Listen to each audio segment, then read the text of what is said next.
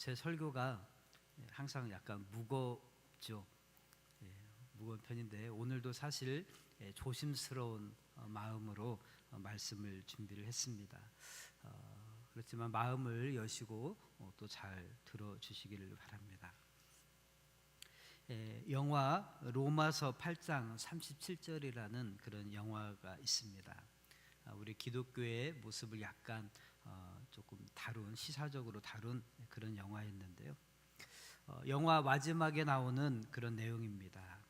거기에 보면 주인공의 어린 딸이 나오는데요.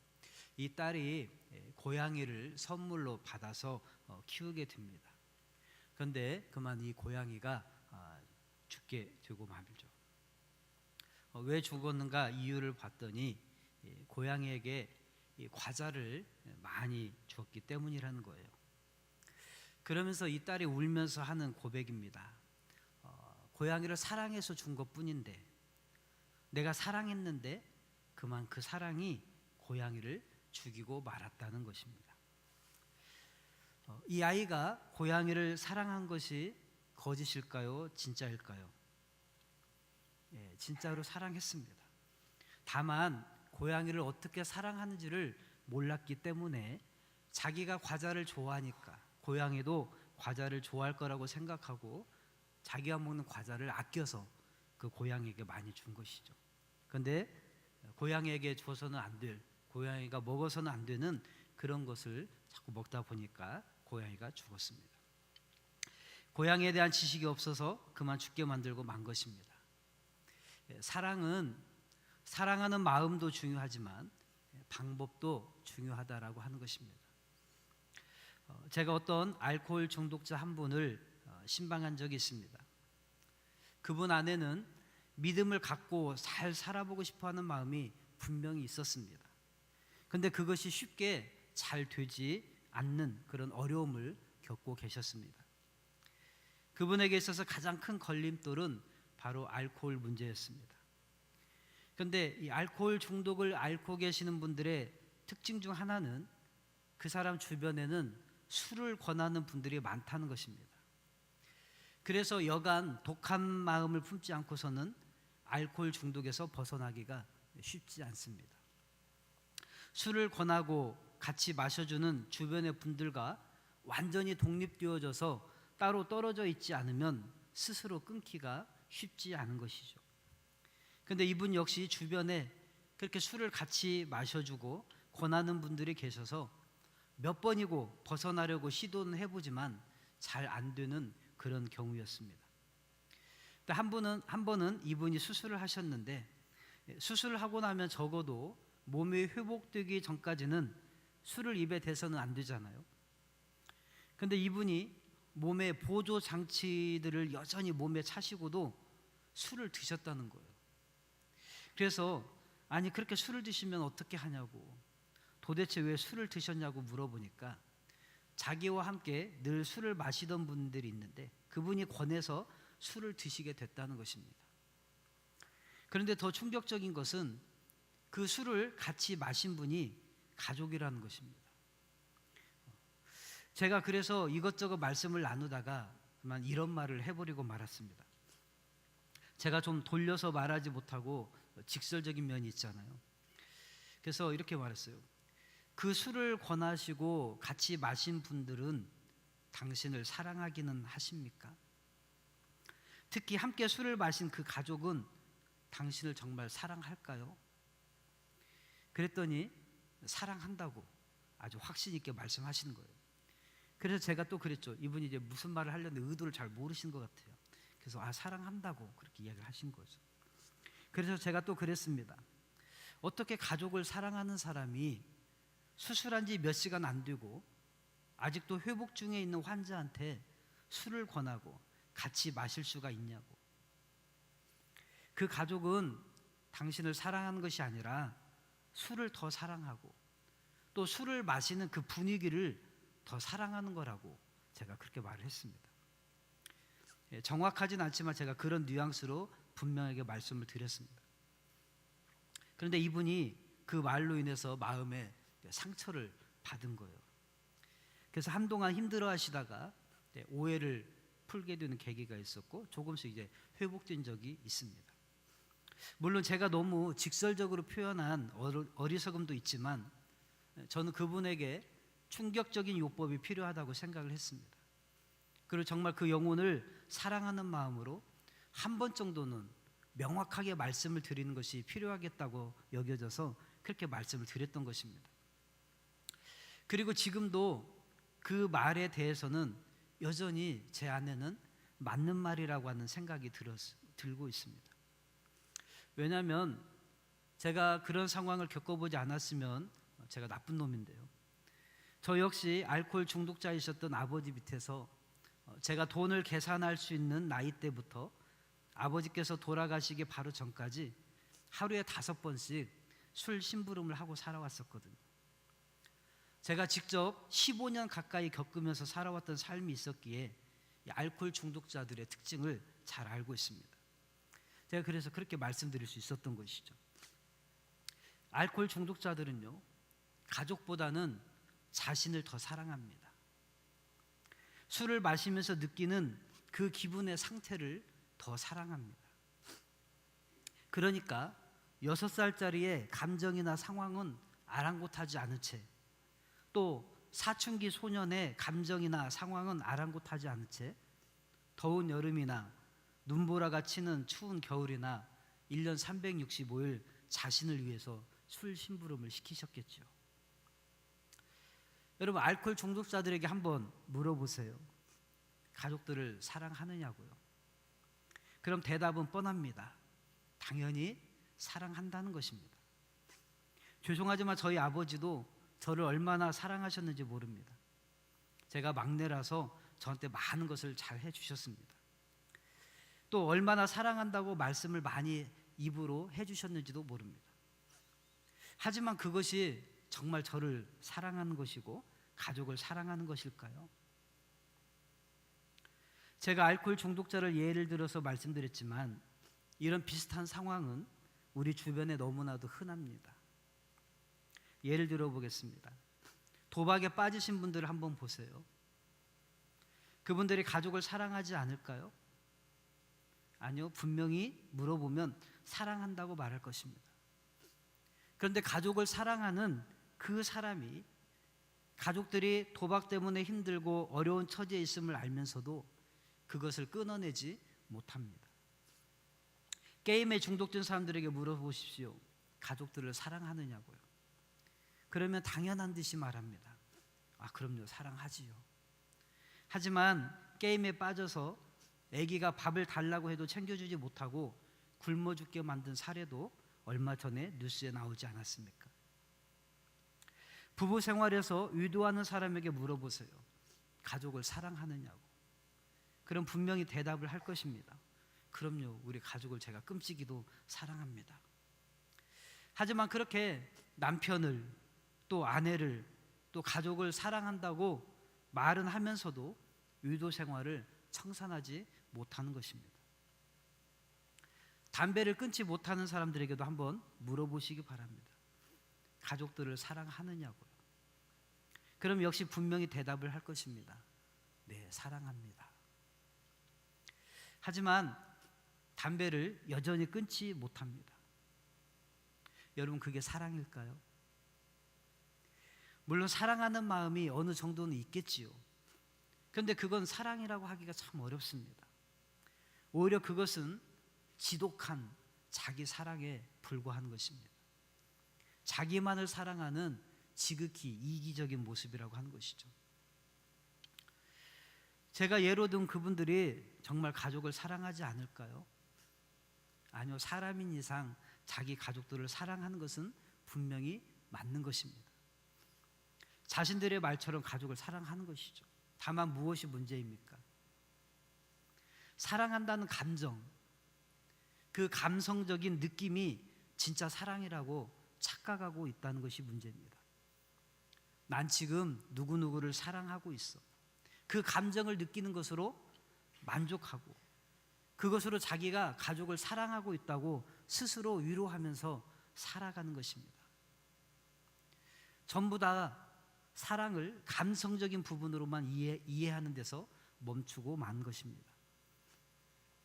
여러분, 그것은 느낌일 뿐입니다. 그리고 그 느낌은 상황에 따라서 수시로 바뀔 수밖에 없는 것입니다.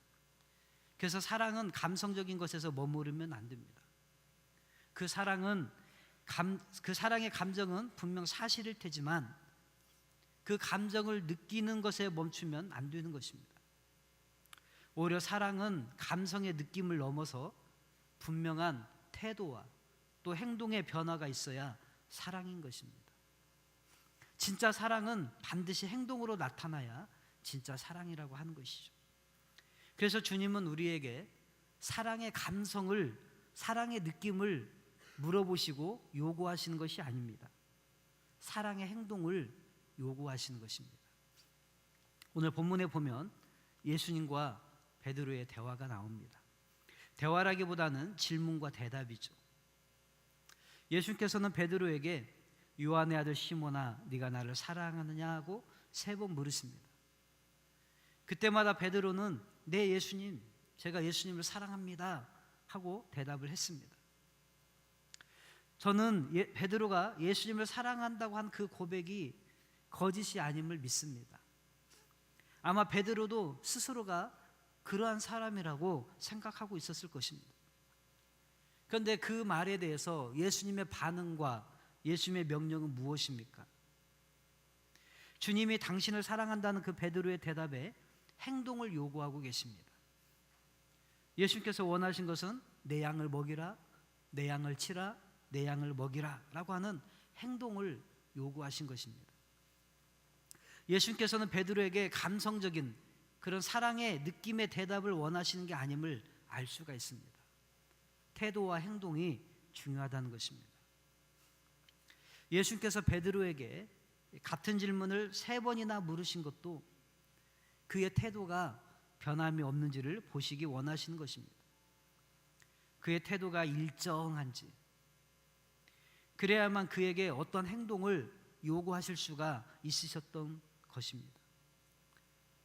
태도가 일정하지 않은 사람에게 우리가 무엇을 부탁할 수가 없습니다. 태도가 일정하지 않은 사람에게 무엇을 맡길 수도 없습니다. 태도가 일정하지 않은 사람에게 무엇을 요구할 수도 없는 것입니다. 예수님께서는 바로 그 일정한 태도를 베드로에게 보기를 원하셨던 것입니다. 그래서 베드로에게 똑같은 질문을 3번을 던지시는 것이죠. 네 마음이 동일하고 네 태도가 동일한가 하는 것입니다. 그리고 베드로는 그 일정한 태도를 보이는 데 있어서 성공을 한 것이죠. 그리고 그러한 베드로에게 주님은 행동을 요구하신 것입니다. 여러분, 저와 여러분의 태도도 이렇게 일정하기를 바랍니다. 자신의 기분과 감정과 상황과 상관없이 주님을 향한 태도가 일정하기를 바랍니다. 거기에 역사가 일어나고 거기에 하나님의 뜻이 성취되는 것입니다. 이렇게 태도가 일정한, 그래서 하나님께서 행동을 요구한 한 사람이 성경에 나오는데요, 그 사람이 바로 사도 바울입니다.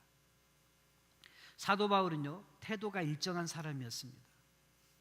그가 유대교에 깊이 뿌리 박힌 사람으로서 유대교를 사랑하고 유대교에 반하는 기독교인들을 죽이는 일에도 태도가 일관된 사람이었습니다.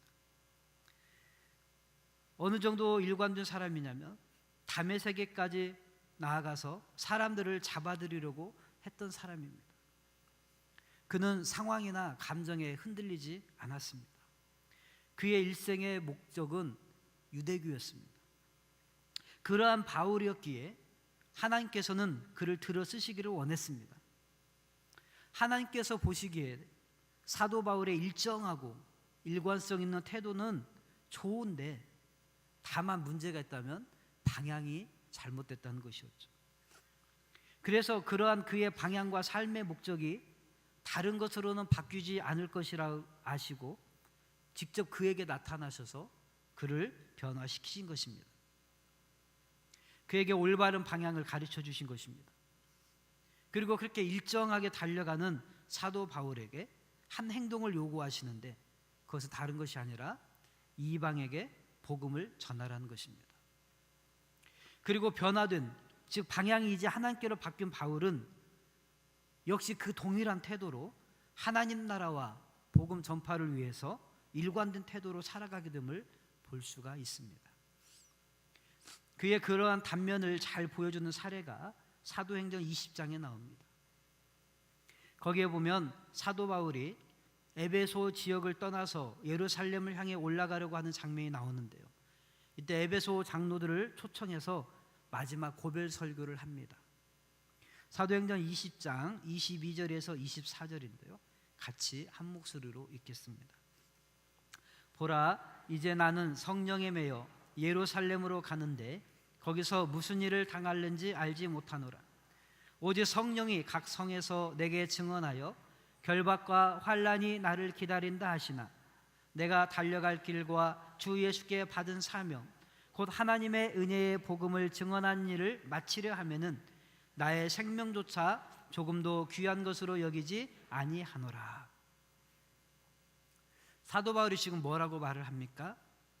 지금 예루살렘에 가면 어떠한 일이 자기 자신에게 닥칠지를 알면서도 그 길을 가겠다는 것입니다. 자신의 감정이나 상황이나 느낌에 좌지우지 않고 일정한 태도로 주어진 행동을 완수하겠다는 것이죠. 예수님께서 자기에게 요구하신 그 행동을 이루겠다라고 하는 것입니다. 이것이 사도 바울의 태도였습니다. 그리고 이러한 사도 바울의 태도로 인해서 이것이 교회를 세우는 힘이 되었습니다. 여러분, 교회를 세우는 힘은 다른 것이 아닙니다. 바로 주님을 향한 사랑함이 일정한 태도로 지속되어야 되고 그러한 자에게 교회를 세우는 행동을 주님이 요구하시는 것입니다.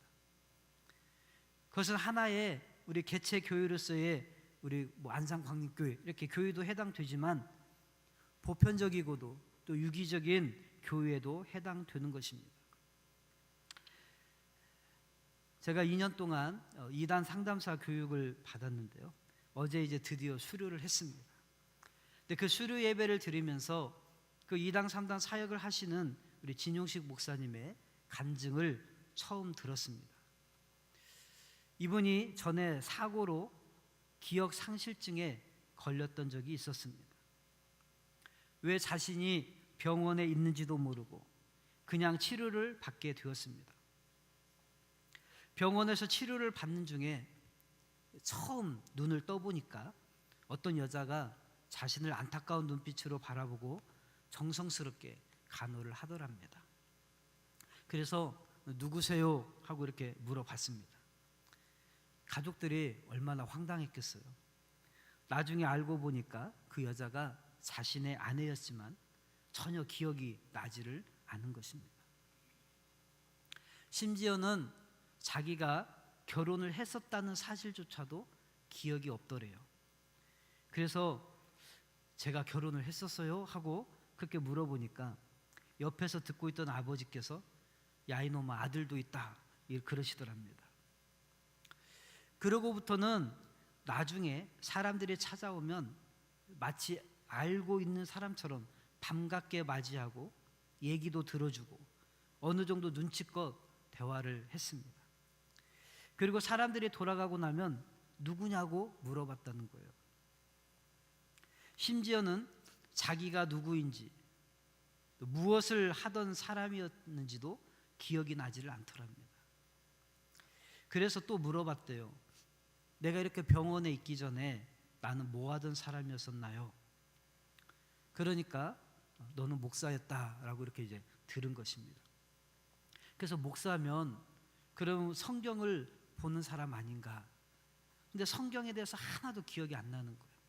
그래서 성경을 가져다 달라고 하고 병원에 있는 동안에 성경을 일독을 했습니다. 성경을 읽는 동안 눈물, 콧물을 다 쏟으며 큰 은혜를 받았습니다. 마치 처음 보는 말씀입니다. 그러면서 기억이 조금씩 살아나기 시작했습니다. 한 번에 갑자기 기억이 살아나지는 않고 어떤 사람이 자신과 관련된 에피소드를 이야기하면 그것이 하나둘씩 기억나기 시작하면서 점점 전체적인 기억이 되살아나는 것이었습니다. 그러면서 자기가 목사였고 그것도 안식교에 있었음을 깨닫고 나서 갑자기 자기 때문에 안식교에 빠져들어서 멸망당할 영혼들에 대해서 불쌍히 여기는 마음이 막 일어나기 시작하는 것입니다.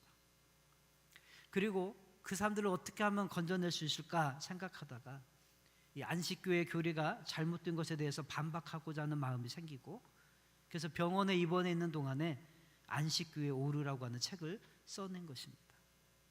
그런데 그것 때문에 이분이 인생에 있어서 이제 험난한 길이 시작된 것입니다. 목회하던 교회에 안식교 사람들에 의해서 방화로 인한 화재가 2번 일어났습니다. 그리고 교회의 벽은 온통 붉은색 페인트로 낙서와 욕설이 막 써놓아져 있었습니다.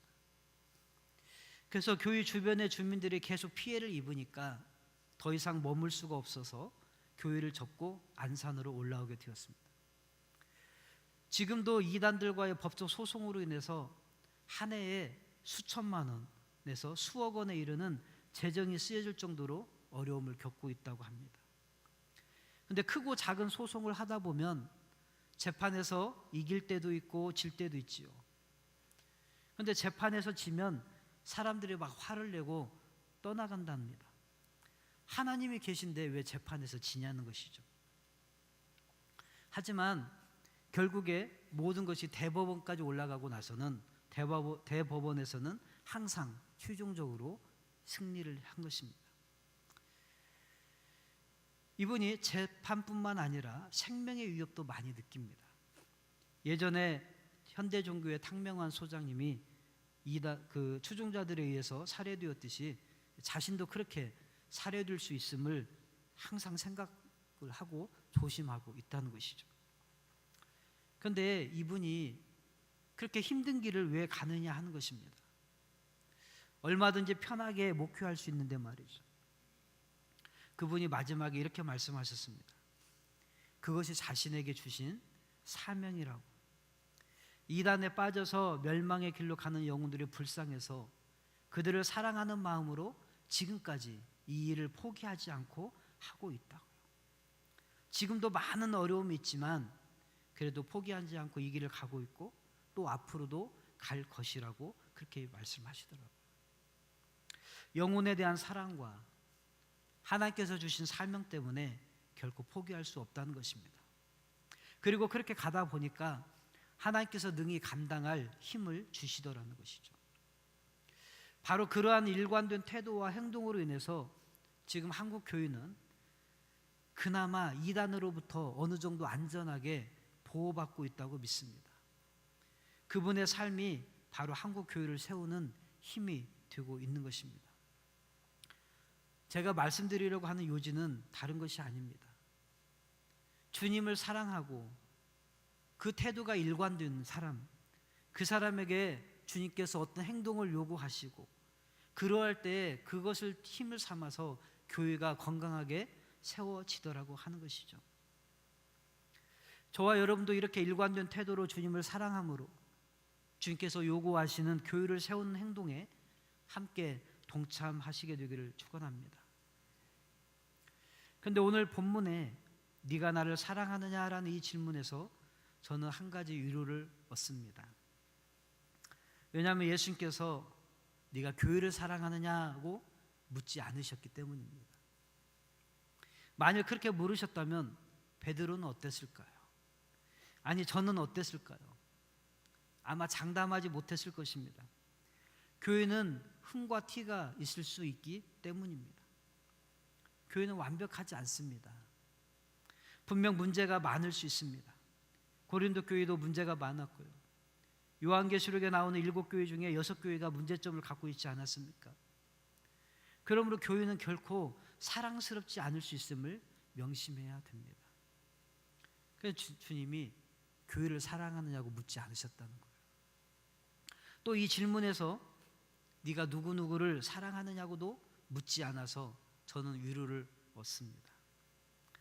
왜냐하면 교회를 이루는 구성원인 성도들 중에는 결코 사랑스럽지 않은 성도들도 많거든요. 제가 그분들을 다 사랑할 수는 없지 않습니까? 허물과 문제가 많은 사람을 어떻게 다 사랑할 수 있겠습니까? 근데 예수님은 그렇게 질문하지 않으시고 네가 나를 사랑하느냐라고만 물으셨다는 것입니다. 저보고 예수님을 사랑하냐고 물으신다면 저는 자신 있게 말할 수 있습니다. 네, 예수님을 사랑합니다. 왜냐하면 많은 대상이 아니고 오직 한 분이기 때문에 그렇습니다. 그리고 그 한 분도 흠과 티가 있거나 허물과 문제가 많은 분이 아니기 때문에 그렇습니다. 그래서 저 역시 주님께 목사가 되겠다고 서원한 이유로 지금까지 이 길을 일관되게 걷고 있습니다. 왜냐하면 주님만 사랑하면 되는 것이니까요. 그래서 네가 나를 사랑하느냐 이 질문은 다시 해석하면 그거 하나면 충분하다는 예수님의 메시지이기도 한 것입니다. 예수님께서는 베드로에게 오직 한 가지만 묻고 계십니다. 그것은 바로 사랑입니다. 그거 하나면 충분하다는 것입니다. 그것도 누구를 사랑하느냐? 교회를 사랑하느냐? 교회 누구 안목에를 사랑하느냐? 그것이 아니라 나 주님을 사랑하는 것이면 충분하다는 것입니다. 예수님께서 베드로에게 네가 제자들을 사랑하느냐고도 묻지 않으셨습니다. 예수님께서 베드로에게 교회를 사랑하느냐고도 묻지 않으셨습니다. 예수님께서 내가 앞으로 너한테 맡겨줄 그 영혼들을 사랑하겠느냐라고도 묻지 않으셨습니다. 오직 나를 사랑하느냐고만 물으셨습니다. 저는 이것이 우리가 사역을 감당할 수 있는, 교회를 세울 수 있는 힘이라고 생각합니다. 교회는 사람들의 모임인 공동체로 되어 있습니다. 그러다 보니까 자라온 환경과 성격과 배운 학습 정도가 다 다른 사람들이 모이게 되어 있습니다. 더군다나 취미가 같은 사람들의 모임이 아니라 오직 살려달라고, 구원해달라고, 살아보겠다고 나온 사람들이기 때문에 마음이 그렇게 여유가 많지도 않습니다. 전부 자기 문제에 매여 있는 것이죠. 갈급하기 때문입니다. 그러니 얼마나 그 공동체가 시끄럽고 말이 많고 사연도 많고 문제도 많겠습니까? 당연히 사람들을 사랑할 만한 어떤 것이 없지요. 그러니 누구누구를 사랑하느냐고 물으신다면 그 사랑은 얼마든지 자신의 감정과 상황과 이해타산에 의해서 변할 수밖에 없는 그런 사랑입니다. 그러니 사랑한다고 말하기가 쉽지 않습니다. 사랑한다고, 사랑하기 때문에 그래서 결혼도 하지만 얼마나 많이 다투고 서로에게 상처를 줍니까? 그러한 우리인데 주님이 거기에다 대고 누구누구를 사랑하느냐라고 물으신다면 과연 얼마나 사랑한다고 답할 수 있겠는가 하는 것이죠. 그런데 주님께서는 네가 나를 사랑하느냐 그 한 가지만 물으시고 그것이면 족하다고 하시는 것입니다. 지금 우리는 연말을 맞이하고 있습니다. 그리고 지난 주일에는 당회를 마쳤습니다. 당회가 다가오거나 마치고 나면, 그리고 연말이 되고 나면 항상 들려오는 소리들이 있습니다. 힘들어서 못하겠다. 누구와의 관계가 안 좋아서 못하겠다. 교회가 이래서 저래서 못하겠다 등 많은 말들이 나옵니다. 그리고 들어보면 다 맞는 말입니다. 그런데 주님은 우리에게 오늘 베드로에게 물으신 그 질문 똑같이 물으십니다. 네가 안산 광림교회를 사랑하느냐? 그런 질문을 물으시지 않습니다. 네가 아무개를 사랑하느냐? 그 질문도 묻지 않으십니다. 오직 하나, 네가 나를 사랑하느냐? 이것을 물으십니다. 여러분, 이 질문에 우리가 주님을 사랑한다고 말할 수 있고, 그것이 감성적인 사랑에 대한 느낌으로서의 대답이 아니라 일관된 태도로서의 대답이고 행동을 나타내고자 하는 대답일 때 주님은 그러한 대답을 하는 사람을 통해서 교회를 세우실 것입니다. 사람이 어떤 일을 하게 되는 동기가 세 가지가 있다고 합니다. 두려움 때문에 일을 하는 사람이 있고요, 의무감 때문에 일을 하는 사람이 있습니다. 그런데 사랑 때문에 일하는 사람이 있다는 거예요.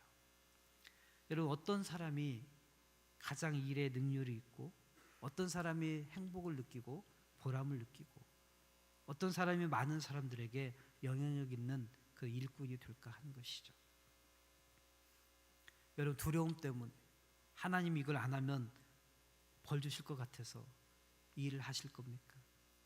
아니면 그냥 의무감 때문에 내가 직분이 있으니까 그냥 해야 되니까, 사람들의 시선이 있으니까 해야 되지 하고 의무감 때문에 감당하십니까? 아니면 사랑 때문에, 주님을 사랑하는 그 사랑 때문에 감당하시겠습니까? 오늘 베드로에게 던진 질문, 교회를 세우는 그 힘이 되는 그 질문, 저와 여러분에게도 동일하게 던지고 계신 줄 믿습니다. 여러분, 저는 저와 여러분이 이 질문에 정말 베드로처럼 일관되게 대답할 수 있게 되기를 바랍니다. 오늘 기분 좋을 때는 헌신할 수 있을 것 같고, 상황이 좋을 때는 섬길 수 있을 것 같은데, 내가 기분이 나쁘고 조금 사람과의 관계가 틀어지고 일이 어렵고 힘들다고 해서 뒤로 물러가는 자가 되지 않기를 주님으로 축복합니다. 그래서 교회를 정말 견고하게 세우는 저와 여러분들이 되기를, 그 축복을 우리가 누릴 수 있게 되기를 간절히 바랍니다. 기도하겠습니다.